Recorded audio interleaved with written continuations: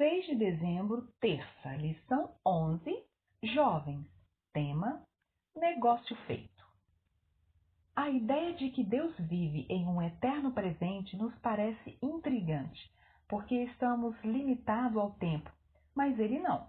Um exemplo bíblico pode nos ajudar a entender a diferença entre a maneira pela qual Deus se relaciona com o tempo e a forma como nós o fazemos.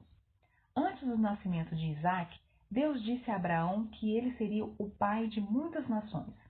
Quanto a mim, esta é a minha aliança com você. Você será pai de muitas nações. Gênesis 17, 4.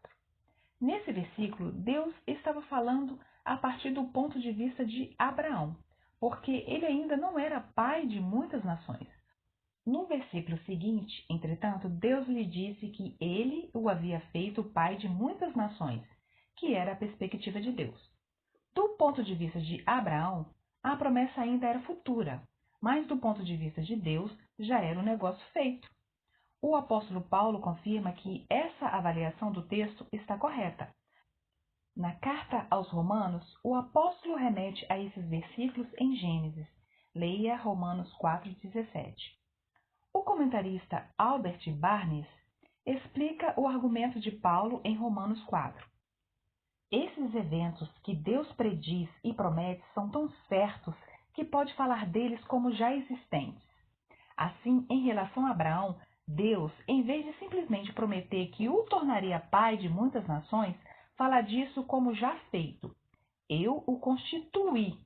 Em sua própria mente ou propósito, Deus já havia constituído. E era tão certo que isso aconteceria que ele podia falar disso como já realizado. Esse conceito nos ajuda a entender em que sentido Jesus é o Cordeiro que foi morto desde a fundação do mundo, Apocalipse 13, 8, e o Cordeiro que foi conhecido antes da fundação do mundo, 1 Pedro 1, 20. De nossa perspectiva, Jesus morreu em uma tarde de sexta-feira do ano 31 d.C. Da perspectiva de Deus, porém, esse foi um fato consumado desde antes da criação do mundo. A ideia de que Deus vive em um eterno presente também nos ajuda a entender como os nomes dos fiéis filhos de Deus foram escritos no livro da vida desde a fundação do mundo antes que eles existissem, enquanto os nomes dos ímpios não foram. Apocalipse 17, 8. Deus sabia quem escolheria ser salvo e quem não, mas não predeterminou quem seria salvo. Bem, amanhã tem mais. Fim da lição. Bom dia!